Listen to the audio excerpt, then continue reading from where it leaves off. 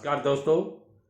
दुनिया में कुछ लोग बताते हैं कि 7 सुख होते हैं, 7 सुख होते हैं, और कुछ लोग बताते हैं कि 16 सुख होते हैं।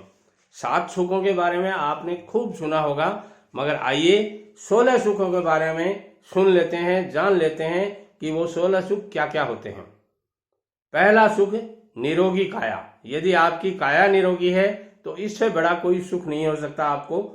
बाकी सारे सुख इसके पीछे होते हैं, मगर यदि आपकी काया यानी हेल्थ अच्छी है, आपका शरीर अच्छा है, तो इससे बड़ा कोई सुख नहीं होता है। दूसरा सुख घर में माया, यानी आपके पास काया आपकी बहुत अच्छी है, मगर घर में माया यानी पैसा यदि नहीं है तो आपका सुख, पहला जो निरोगी काया है वो पैसे के अभाव में तड़पती रहेगी। पैसे के अभाव में आप जिंदगी के और बहुत से सुख होते हैं वो नहीं प्राप्त कर सकते हैं। इसलिए दूसरा सुख घर में माया को यानी धन को, मनी को माना गया है। इसलिए आप हाउ टू अर्न मनी ये हमेशा ध्यान रखिए, पैसा कमाने की सोचते रहिए।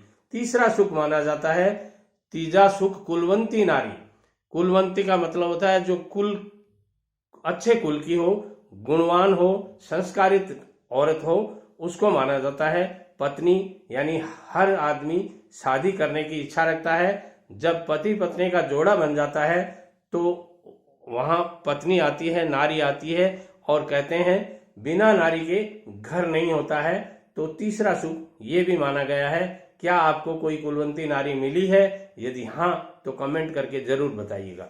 चौथा सुख माना जाता है सुत आज्ञाकारी, यानी बेटा आपका आज्ञाकारी, ओबिडेंट बेटा होना चाहिए। बेटे होते हैं मगर कई बेटे अडोमेंट होते हैं, वो बात आपकी आधी मानते हैं, आधी अधूरी मानते हैं, आधी नहीं मानते हैं। मगर यदि आपके आज्ञाकारी बेटा है तो ये भी आपका चौथा सुख है। पांचवा सुख माना जाता है घर का अपना मकान हो, अपना खुद का एक छोटा ही सही, बड़ा अच्छा सा, या यूं कह सकते हैं छोटा सा ही घर हो, मगर अपना होना चाहिए। जब आपका सदन यानी मकान आपका घर का होता है, ये भी एक पांचवा सुख माना जाता है। छठा सुख माना जाता है सिर पे आपके कोई कर्जा नहीं होना चाहिए। ऋण करता पिता शत्रु, माता च व्यभिचारिणी, भार्या रूप पति शत्रु, पुत्र शत्रु, अपंडित है। ये शास्त्रों में कहा गया है। जरूर इनके आजकल व्याख्याएं चेंज हो गई हैं, कुछ मान्यताएं बदल गई हैं, मगर फिर भी कहीं न कहीं इनमें कोई न कोई सच्चाई है। इसलिए कर्जा जिस आदमी के है वो ऋणी, किसी भी तरह से ऋणी है, तो वो सुख में नहीं काउंट होता है। सातवां सुख चलता है, वो माना जाता है व्यापार। व्यापार आपका होना चाहिए, बिजनेस होना चाहिए। दोस्तों, नौकरी नौकरी होती है, बिजनेस बिजनेस होती है। नौकरी 5-7 आदमियों का उधर पूर्ति कर सकती है, पेट पालन कर सकती है, मगर आपका कोई जचा जचाया बिजनेस है तो ये बिजनेस आपका वर्षों तक चल सकता है, 7 पीढ़ियों तक चल सकता है, और घर के परिवार के पूरे सदस्यों का जीवन यापन आराम से हो सकता है। इसलिए कोई भी व्यापार जरूर सेटल कीजिए। अपने जीवन में एक छोटा सा घर जरूर बनाइए, कर्जे से उऋण होइए, और अपना कोई न कोई बिजनेस चाहे छोटा ही सही जरूर कीजिए। अब आठवां सुख होता है सबका प्यारा।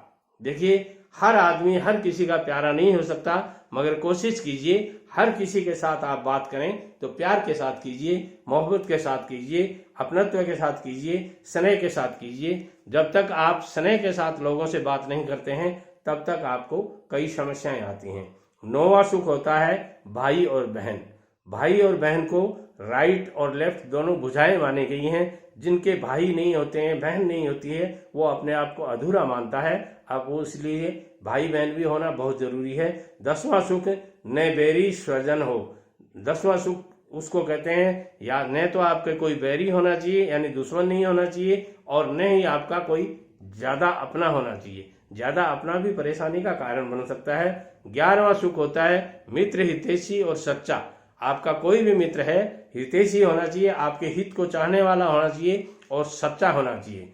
और 12वां जो मित्र है, जो सुख है, वो है पड़ोसी अच्छा। देखिए दोस्तों, आप घर अच्छा बना सकते हैं, आप घर बढ़िया बना सकते हैं, बहुत अच्छे मोहल्ले में बना सकते हैं, मगर पड़ोसी यदि गलत मिल गया तो आपका सारा लगा लगाया पैसा, आपके सारे सपने बेकार हो जाते हैं। इसलिए कोशिश कीजिए अपने पड़ोसी के साथ आप हमेशा अच्छा व्यवहार करें, क्योंकि टिट फॉर टैट वाली कहानी है।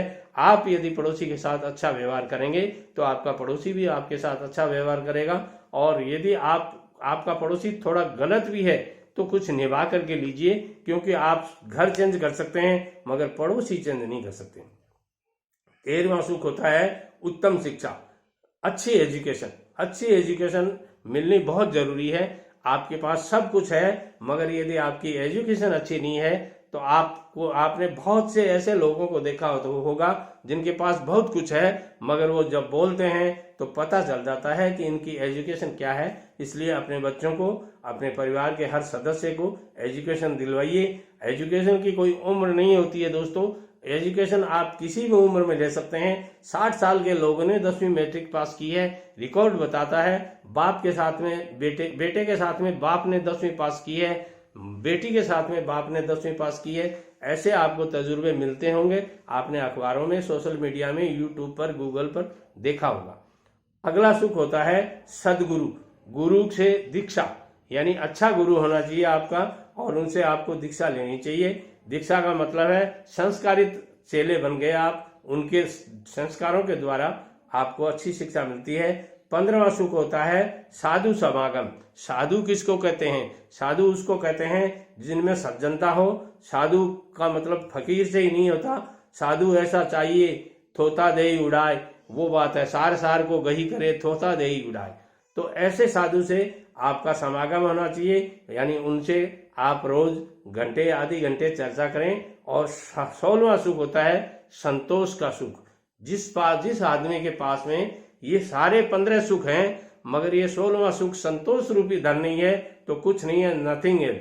इसलिए अपने जीवन में जो मिला है उससे संतुष्ट रहने की कोशिश कीजिए। जो प्राप्त है उसी में संतोष कीजिए, जो अप्राप्त है उसके लिए असंतोषी मत होइए। वीडियो पसंद आता है लाइक, शेयर और कमेंट कीजिए, और वीडियो जिनको चाहिए, जिनको जरूरत है उनको जरूर शेयर कीजिए, क्योंकि ऐसे वीडियोज बहुत कम बनते हैं। नमस्कार।